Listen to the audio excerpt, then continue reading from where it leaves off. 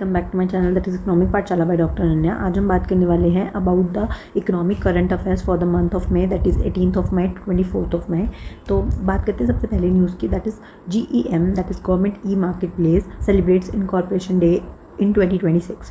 तो government e market place है क्या, पहले हम बात कर लेते हैं। तो जैसे मान लीजिए पहले क्या होता था कि गवर्नमेंट में को अगर कोई भी सामान खरीदना है या गवर्नमेंट डिपार्टमेंट्स को कोई सामान खरीदना है तो वो अपनी मर्ज़ी से कहीं से भी खरीद लेते थे। And there is high chances of corruption कि वो बताते कुछ थे और लाते कुछ में थे, तो अपना कमीशन वो जो है अर्न कर लेते थे। तो गवर्नमेंट ने क्या कर दिया, उन्होंने फिक्स कर दिया कुछ दुकानदार कि यहीं से ये एक ऑनलाइन मार्केट प्लेस बना दे कि यहीं से अगर आपको कोई भी सामान खरीदना है तो आप यहाँ से खरीद सकते हैं। That is it is a national public procurement portal of India. It is designed to have an online market place जहाँ से आप common used goods and services खरीद सकते हैं फॉर वेरियस PSU डिपार्टमेंट्स। ठीक है, तो आई होप समझ में आ गया होगा। अब लॉन्च डेट की बात करते हैं। तो लॉन्च हुआ था 9 अगस्त 2016 को और इनकॉर्पोरेट हुआ था 17 मई 2017 को। तो इसी हिसाब से जो 17 मई को हुआ था उस दिन को हम उसका क्या कर रहे हैं, इनकॉर्पोरेशन डे पे सेलिब्रेट कर रहे हैं। अब इसकी नोडल मिनिस्ट्री क्या है, ministry of commerce and industry. और लीगल स्ट्रक्चर की बात करें तो एक सेक्शन 8 नॉन प्रॉफिट कंपनी है, ठीक है, और 100% गवर्नमेंट ऑन्ड है। तो SPV की बात करते हैं, government e market place special purpose vehicle, ये क्या है, ये भी एक सेक्शन 8 नॉन प्रॉफिट कंपनी है जो कि मिनिस्ट्री ऑफ कॉमर्स के अंडर काम करती है अंडर द कंपनीज एक्ट, जो कि जेम पोर्टल को मेंटेन करती है। ठीक है, तो बस यही था कि GEM है क्या है, कब एस्टेब्लिश हुआ था, लॉन्च हुआ था 9 अगस्त 2016 को और इनकॉर्पोरेट हुआ 17 मई 2017 को। Moving on to the next news, RBI appoint Shri Gunveer Singh as the new ED। ठीक है, इतना इंपॉर्टेंट नहीं है, तो बस आप इसमें RBI के साइड इफेक्ट जो मैंने आपको बता रखे हैं वो आप एक बार रिवाइज कर लीजिएगा। Moving on to the next news, that is a physical branch seamlessly blends physical and digital banking. तो फिजिकल ये एक टर्म आई थी तो मैंने सोचा ये इंपॉर्टेंट बनती है, जिसमें क्या होगा, फिजिकल और डिजिटल बैंकिंग होगी, यानी फिजिकल ब्रांच भी होगी, वहाँ पर डिजिटल बैंकिंग भी होगी। ठीक है, कहाँ पर ओपन हुई है, असम के गुवाहाटी में हुई है ओपन, और इसको इनोग्रेट किया था वहाँ के CM that is Hemant Biswa Sharma ने। और ये किसकी है, स्लाइस स्मॉल फाइनेंस बैंक की है। तो अच्छा, कितने स्मॉल फाइनेंस बैंक है हमारी कंट्री में, आप बता सकते हैं क्या 5 हैं या 6 हैं, या आप मुझे बताएंगे नीचे कमेंट बॉक्स में लिखकर। तो आई होप ये भी समझ में आगे होगी news. Moving on to the next, that is India's Norway triangular development corporation agreement. तो आपको पता है मोदी जी जो हैं वो 5 देशों की विजिट पे थे, that is UAE, Netherlands, Sweden, Norway and Italy. तो वहाँ पर PM मोदी ने जो नॉर्वे के PM थे उनके साथ जॉनिस गार्ड स्टोर जो है उनके साथ जो है एक हम कह सकते हैं कॉपरेशन एग्रीमेंट साइन किया अपने जो डिजिटल पब्लिक इंफ्रास्ट्रक्चर है, यानी कि हमारा आधार कार्ड है, UPI है, इनको बढ़ावा देने के लिए, ताकि वहाँ पर भी ह्यूमन डेवलपमेंट हो सके, ग्रीन ट्रांजेक्शन्स हो सके और हम ग्लोबल साउथ नेशंस को प्रमोट कर सकें। अब बेसिकली मैंने ये न्यूज़ इसलिए पिक किया है ताकि मैं आपको ये बता सकूँ कि ग्लोबल साउथ नेशंस क्या है। ग्लोबल साउथ नेशंस का बच्चे मतलब होता है ऐसे सारे कंट्रीज़ जो कि डेवलपिंग है, एमर्जिंग है या लोअर इनकम नेशंस हैं, जैसे कि हम सब कंट्रीज़ हैं जो कि अभी डेवलप हो रही हैं, जो कि अफ्रीका में, एशिया में या लैटिन अमेरिका में एग्जिस्ट करती हैं, जिनका सेम हिस्ट्री है, यानी उनको वो कोई ना कहीं ब्रिटिश की कॉलोनी रहे होंगे, उनको सेम इकोनॉमिक चैलेंजेस फेस करने पड़ रहे हैं और सेम ही सोशल और टेक्नोलॉजिकल ग्रोथ के फैक्टर्स फेस करने पड़ रहे हैं। ऐसी को हम बोलते हैं global south countries. Over to the next news. Moving on to the next news, that is recently India revised export duty on petrol and diesel. तो एक्सपोर्ट ड्यूटी जो हम लगाते हैं, इसको हम विंडफॉल टैक्स भी बोलते हैं ऑन द पेट्रोलियम प्रोडक्ट्स, उसको रिवाइज़ किया गया है। पेट्रोल पे ये 3 पर लीटर बढ़ा दी गई है, जबकि डीजल पर इसको हमने कम कर दिया, 23 से 16.5 पर लीटर कर दिया। और एविएशन टर्बाइन फ्यूल, यानी जो कि एयरप्लेन्स में आप देखते हैं जो लगता है फ्यूल, उस पर भी हमने उसको कट करा है 16 पर लीटर। ठीक है, ओके। सो अब इसका क्या इकोनॉमिक इम्पैक्ट हो सकता है, मैंने ये लिख दिया है। ये सब आपके लिए हेल्पफुल अगर आप कोई डिस्क्रिप्टिव एग्जाम्स की तैयारी कर रहे हैं, ठीक है, जहाँ पे आपको आंसर राइटिंग करनी है, तो वहाँ के लिए ये इंपॉर्टेंट है।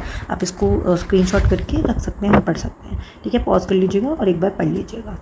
ठीक है, moving on to the next news, US to host G20 foreign minister meet in Atlanta Georgia. आपको पता है G20 जो है उसको इस साल 2026 में कौन होस्ट कर रहा है, इसको होस्ट कर रहा है हमारा USA। क्यों कर रहा है, क्योंकि उसकी 250 एनिवर्सरी है। और यहाँ के जो सेक्रेटरी हैं मार्को रूबियो, अभी वो आए भी हुए थे इंडिया के विजिट पे, तो उन्होंने बेसिकली क्या कहा है कि G20 की लीडर की समिट जो है वो मियामी फ्लोरिडा में होने वाली है। और बस यही बताया, तो हमें मेन क्या याद रखना है, G20 क्या है। तो G20 फॉर्म हुआ था 1999 में after the Asian financial financial crisis. इसका मेन एम क्या है कि इंटरनेशनल इकोनॉमिक कोऑपरेशन को बढ़ाना है और जो भी मेजर मुद्दे हैं जैसे कि global financial stability, trade, climate, इन सबको इन कंट्रीज़ के बीच में डिस्कस करना। अब इसमें कितने मेंबर्स हैं? पहले कितने थे? 19 कंट्रीज़ थी और एक यूरोपियन यूनियन था। फिर 2023 में जब इंडिया ने होस्ट किया था G20 को, तब अफ्रीकन यूनियन ने जो है इसका परमानेंट मेंबर बन गया था। अब इसके मेंबर कंट्रीज आप पढ़ सकते हैं, इतना इंपॉर्टेंट नहीं है, बस एक बार पढ़ लीजिएगा। हेडक्वार्टर में आता है कि इसका कोई परमानेंट हेडक्वार्टर नहीं है, कोई सेक्रेटरी नहीं है, बस जिस जो होस्ट करता है वहीं पर उसकी जो है सिटीजनशिप आप कह सकते हैं, या जो main sorry I want to say कि हेडशिप जो है वो जो है शिफ्ट हो जाती है एज पर द कंट्री। ठीक है, it is an informal grouping, not a treaty based organisation. अब बात करते हैं ट्रायोका क्या है। ये G20 ट्रायोका पे एक बार क्वेश्चन भी पूछा गया है आपके पेपर में। तो G20 ट्रायोका का मतलब होता है कि जैसे मान लीजिए आप US से होस्ट कर रहे हैं, तो इससे पहले कौन सी कंट्री ने होस्ट किया, इसके बाद कौन सी कंट्री होस्ट कर रही है, इसी को हम क्या बोलते हैं? ट्रायोका बोलते हैं। ट्रायोका मतलब 3 कंट्रीज जो हैं उसके बारे में बात की जा रही है। अब फर्स्ट G20 समिट की बात करें तो वाशिंगटन DC में 2018 में हुई थी after the global financial crisis, और इंडिया ने इसको 2023 में होस्ट किया था। ये 85% of global GDP and 75% of world trade में कंट्रीब्यूट करता है और इसमें 2/3 ऑफ वर्ल्ड पॉपुलेशन आती है। ठीक है, तो ये इंपॉर्टेंट है। और कब बना? 1999 में बना। कौन इसकी हेडशिप कर रहा है, इससे पहले किसने किया था, इसके बाद कौन कर रहा है, ये सब आपको पता होना चाहिए। Moving on to the BRICS summit 2026। तो ब्रिक्स पे हर हफ्ते कुछ ना कुछ आ ही रहा है न्यूज़ में, तो और मैं कई बार आपको करवा भी चुकी हूँ, तो आज हम रिवाइज करते हैं।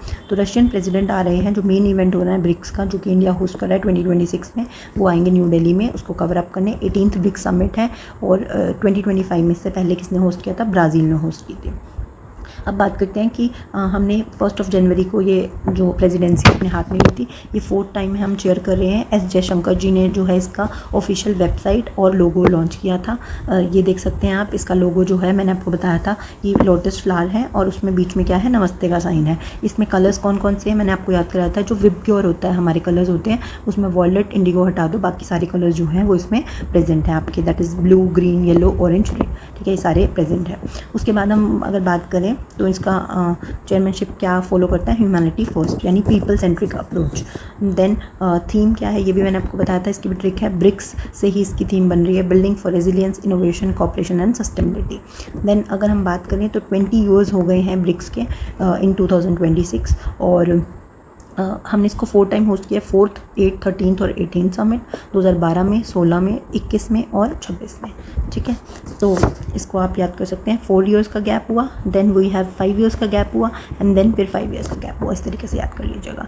देन ब्रिक्स के स्टार्टिंग फैक्ट्स की बात करते हैं। It was formed in 2009 at Russia, Yekaterinburg. ठीक है, इसको कॉइन किया था जिम ओनील ने, इस टर्म को जिम ओनील ने दिया था। देन उसके बाद फर्स्ट मीटिंग हुई 2009 रशिया में, 2010 में साउथ अफ्रीका को ऐड किया। तो हमारे पास कौन कौन मेंबर हो गए? स्टार्टिंग में ब्राज़ील, रशिया, इंडिया, चाइना। 2010 में साउथ अफ्रीका ऐड हो गया। अब न्यू मेंबर जो ऐड हुए हैं, इजिप्ट, ई से 2 हैं, Egypt and Ethiopia, UAE, then Iran and Indonesia. ये 10 मेंबर्स 20 के मेंबर्स बन चुके हैं। ठीक है, okay. Then India will host the Quad foreign ministerial meet. Quad क्या है? That is quadrilateral security dialogue. इसकी फॉरेन मिनिस्टर की मीटिंग जो है वो होगी न्यू दिल्ली में ऑन May 26। अब क्वाड है क्या? It's a group of 4 countries, जहाँ पे है India, USA, Japan and Australia. पहले तो ये 2 ही नेशंस का ग्रुप था, that is India and USA का। देन लेटर ऑन जापान और ऑस्ट्रेलिया जो है इसके अंदर इनकॉर्पोरेट हो गया। अभी 4 नेशंस का ग्रुप है। क्वाड मतलब कोऑर्डिनेटर, यानी कि 4 जो हैं वो कंट्रीज़ हैं इसके अंदर। और इसके अंदर कौन कौन पार्टिसिपेट करने वाला है? External minister S Jaishankar chair करेंगे, US के सेक्रेटरी मार्को रूबियो, जापान के तोशिमित्सु और फॉरेन मिनिस्टर पेनी वोंग जो है आने वाले हैं। नॉट सो इम्पॉर्टेंट, बस क्वाड के आपको याद रखना है। तो क्वाड जो है ये देखिए, Japan, India, Japan, USA and Australia. इनका मेन एम क्या है? इसका मेन एम है कि हमें free and open Indo Pacific ocean चाहिए।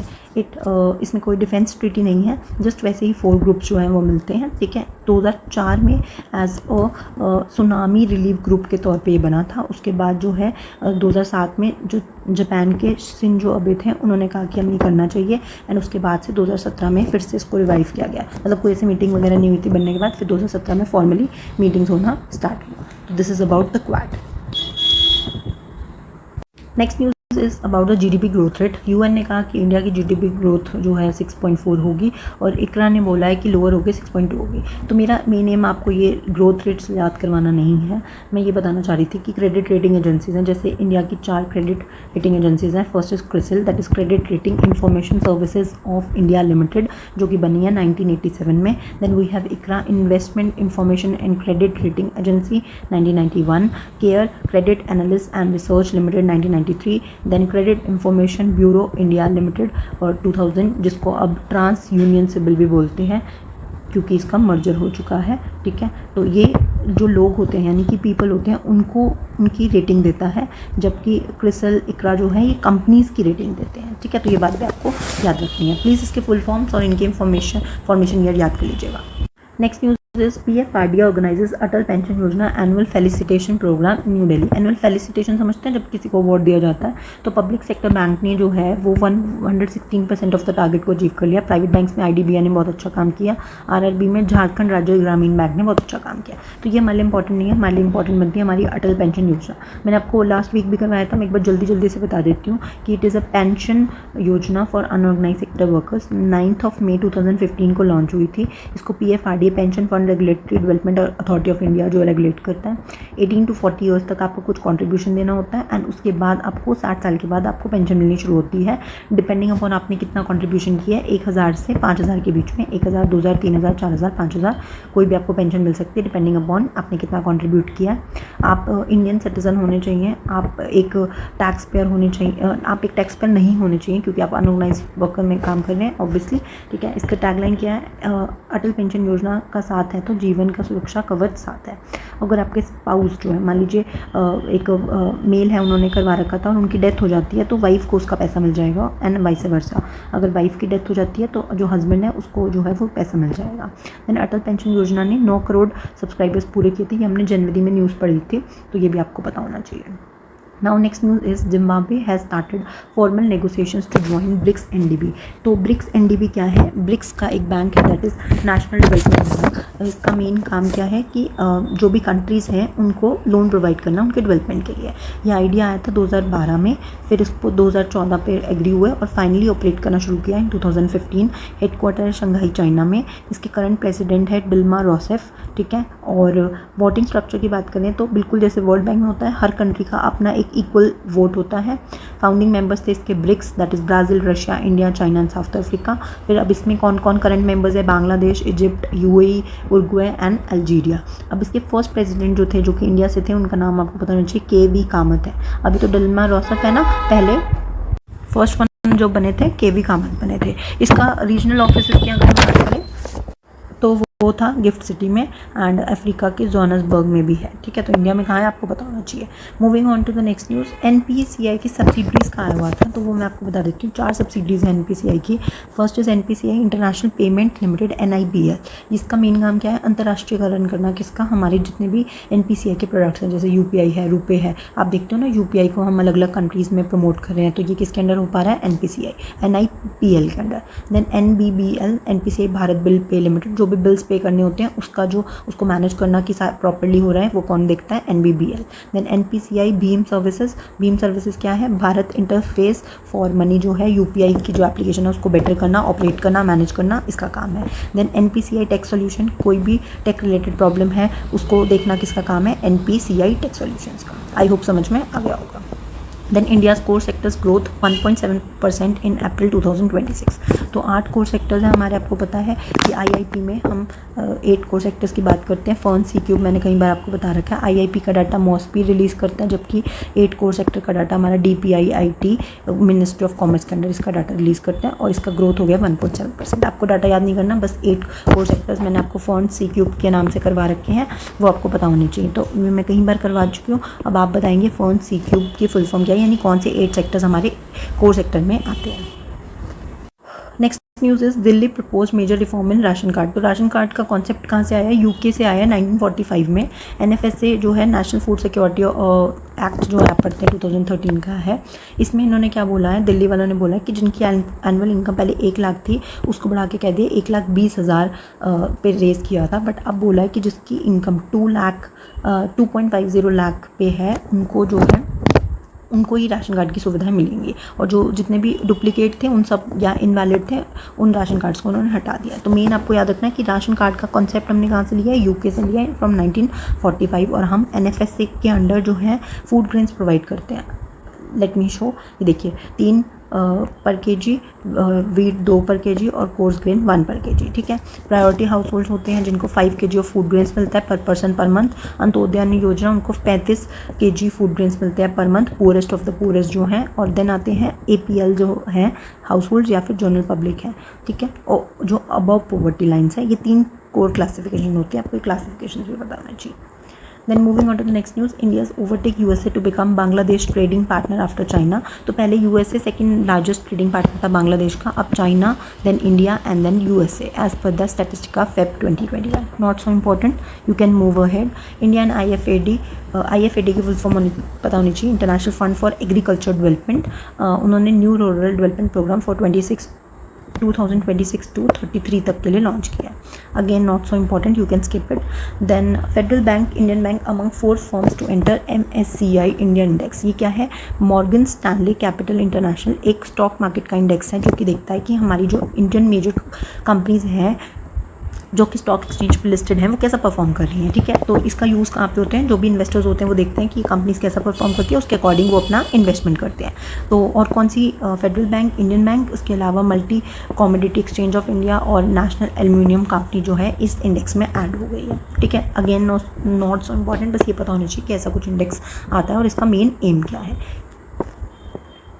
Next news is RBI approved record surplus transfer of 2.87 lakh crore to the center for the fiscal year 2025-26। तो RBI आपको बताया है हर बार गवर्नमेंट को कुछ पैसा ट्रांसफ़र करती है एज अ पार्ट ऑफ जितना भी उनको प्रॉफिट होता है उसका कुछ हिस्सा वो गवर्नमेंट को ट्रांसफ़र करती है। तो इस बार 2,86,588 करोड़ जो हैं वो सेंट्रल गवर्नमेंट को दिए गए हैं, ठीक है। और पिछली बार से ये अमाउंट जो है वो लास्ट ईयर जो है 2.69 लाख करोड़ दिए गए थे, इस बार 2.87 लाख करोड़ दिए गए हैं, जो कि हाईएस्ट एवर डिविडेंड दिया गया है by the RBI to the central government. अब क्यों गया है, क्योंकि हमारी इकोनॉमी की ग्रोथ अच्छी हुई है, उनको अर्निंग्स अच्छी हुई हैं, दैट्स वाई उन्होंने ये प्रोवाइड किया। अब ये इंपॉर्टेंट है, कंटिजेंसी रिस्क बफर। ये क्या होता है कि कुछ एक फ़ंड बना रखा है RBI ने ताकि कोई भी अगर अचानक से फाइनेंशियल या इकोनॉमिक क्राइसिस आते हैं तो हम उससे डील कर सके। तो RBI ने इस फंड में 1.09 लाख करोड़ जो है वो ट्रांसफ़र किए हैं।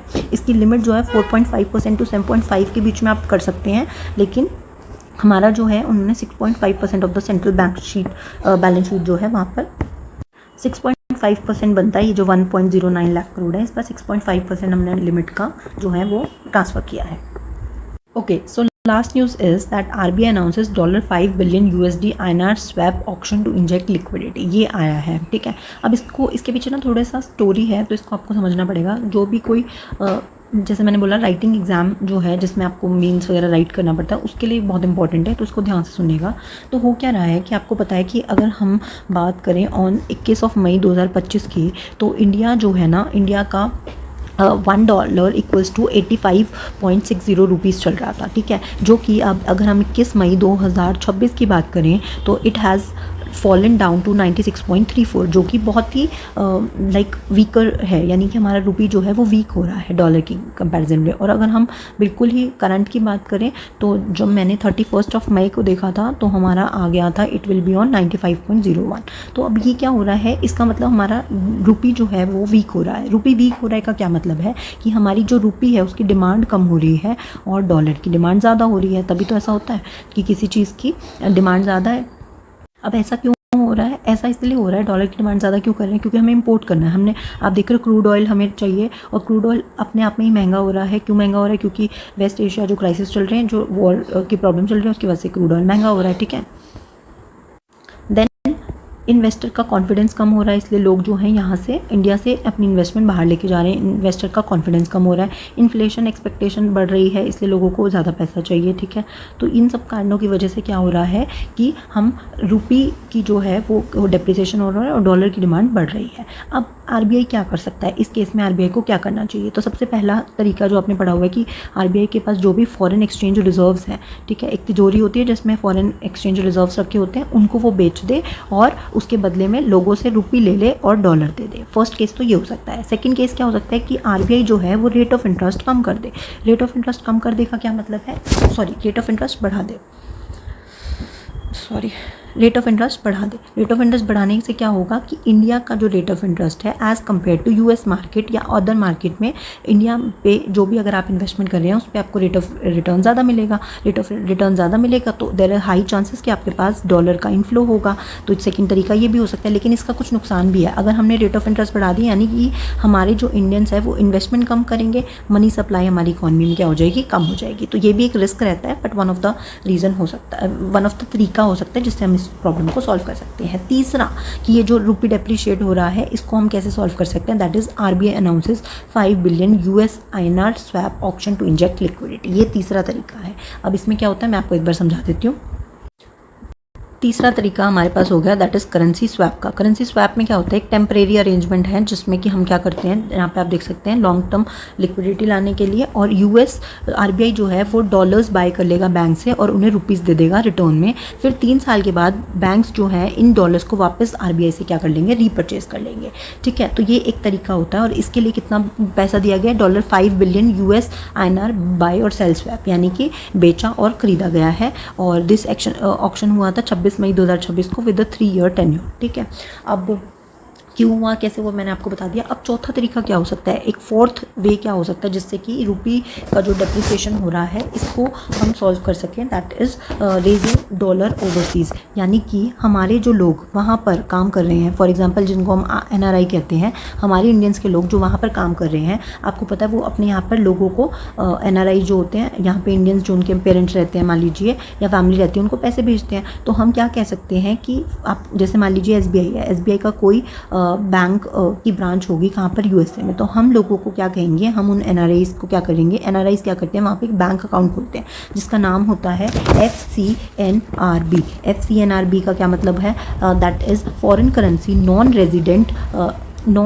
Bank account. इसमें एडवांटेज क्या है कि मान लीजिए कोई पर्सन है राम, ठीक है, वो यूएसए में रहता है, उसने यूएसए में ही एसबीआई में एक ये अकाउंट खोल लिया FCNRB अकाउंट, और वो अब डॉलर्स में ही अपना पैसा इन्वेस्ट कर रहा है इस अकाउंट में। ठीक है, तो अब एसबीआई वालों के पास क्या आ गया, डॉलर्स आ गए। उन्होंने आगे क्या करा, आरबीआई को ये डॉलर्स बेच के बदले में क्या कर लिया, रुपीज़ ले लिया। ठीक है, तो इससे क्या हेल्प हुई, हमारे पास डॉलर्स आ गए, और जब भी इस पर्सन को वहाँ पर पैसे भेजने होंगे अपने अकाउंट में तो वो एज अ रुपी की फॉर्म में विदाउट कन्वर्जन आराम से अपने घर पे पैसे भेज सकता है। तो ये कुछ तरीके हैं जिसके थ्रू आरबीआई जो है इस प्रॉब्लम को सॉल्व करने की कोशिश कर रहा है, बट स्टिल देखते हैं कहाँ तक इस चीज़ों को हल कर पाएंगे। और आरबीआई क्या कर सकता है, एक लास्ट तरीका है, जैसे अभी आरबीआई की मॉनेटरी पॉलिसी आने वाली है, तो आरबीआई अपनी मॉनेटरी पॉलिसी में जो है अगर रेपो रेट बढ़ा दे तो भी इस प्रॉब्लम को सॉल्व किया जा सकता है, आइदर बाय 50 बेसिस पॉइंट्स और 100 बेसिस पॉइंट्स, तो भी ये चीज़ सॉल्व हो सकती है। I am so sorry for the disturbance, अगर आपको थोड़ा बहुत आ रहा है तो प्लीज़ बेयर कर लीजिएगा। ठीक है, और अगर हम इस पॉलिसी रेट्स को बढ़ा देते हैं तो क्या हो जाएंगे, लोन महंगे हो जाएंगे, तो अगेन वही वाली चीज़ कि रेट ऑफ इंटरेस्ट बढ़ जाएगा और हमारे यहाँ पर अट्रैक्टिव हो जाएगा। तो ये चीज़ गवर्नमेंट कर सकती है। अब देखते हैं आगे गवर्नमेंट क्या करेगी, ये तो डिपेंड करता है। तो आई होप आज का टॉपिक और आज का सारी न्यूज़ आपको समझ में आ गई होंगी। दिस वन इज़ इंपॉर्टेंट, तो आप इसको प्लीज़ ध्यान रखिएगा। आंसर राइटिंग के लिए अगर कोई जा रहा है तो इन पॉइंट्स को लिख लीजिएगा। I can even send you my notes, ठीक है, और ये PDF भी आपको मिल जाएगी आपके टेलीग्राम चैनल पर, that is economic Pathshala by doctor Ananya. ठीक है, आप जाकर यहाँ से कलेक्ट कर सकते हैं। Till then thank you and bye bye.